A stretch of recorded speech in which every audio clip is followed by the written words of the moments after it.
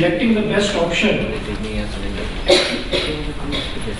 once confronted with the refractive surprise, we should not get confused. We should decide as following: the time gap between primary surgery and time of patient presentation, amount of refractive surprise, type of refractive surprise, and we have to look for IOL placement, whether it is in the bag or ciliary sulcus, and any pre-op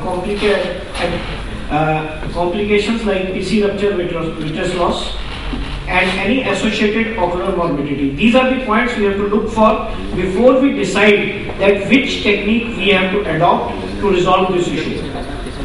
IOL exchange, this needs to be done in immediate post-op period, preferably within 1 to 2 weeks before capsular bag fuses, and it needs to be done in case of high spherical surprises, more than 8 diopters, high spherical surprises with significant cylinder.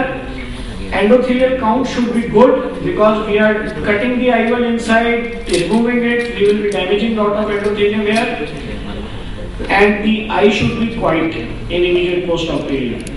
The limitations of IOL exchange are, this is dependent on biometry, and thus the ELP and IOL power calculation formulas. Thus absolute emmetropia may not be attained even after IOL replacement. Chances of endothelial cell damage and also chances of damage to capsular bag and posterior capsule. Wound integrity may be hampered. Refractive procedures, they should be done once post-op refraction is stabilized, as told by Dr. Vindra Agarwal. Cornea satisfies thickness and other criteria for LASIK, oblique LASIK.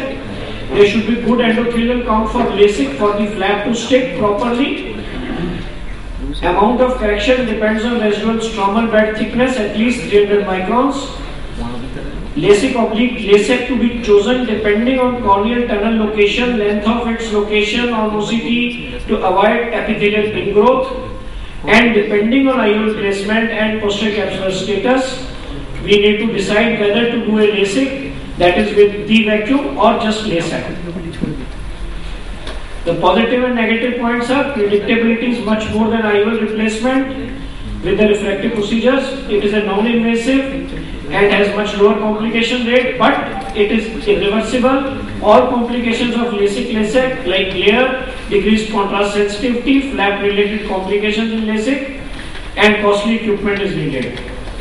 Piggyback IOL should be done after stabilization of refractive error and fusion of the capsular bag. Limit up to -8.33 to +6.67. AC depth should be at least 3 mm, good endothelial count, and no associated complications. Positive and negative points, it is a reversible procedure, relatively low complication rate, no learning curve for experienced phacosurgeon, no costly equipment like excimer laser needed, but long-term implications of 2 IOLs are still not known. Limited surprises can be tackled and not suitable for all eyes. So one may need to restore to individualized approach as per need. Decide between all available means, considering all pros and cons, as patient has to be given the best and safest option as per case to case.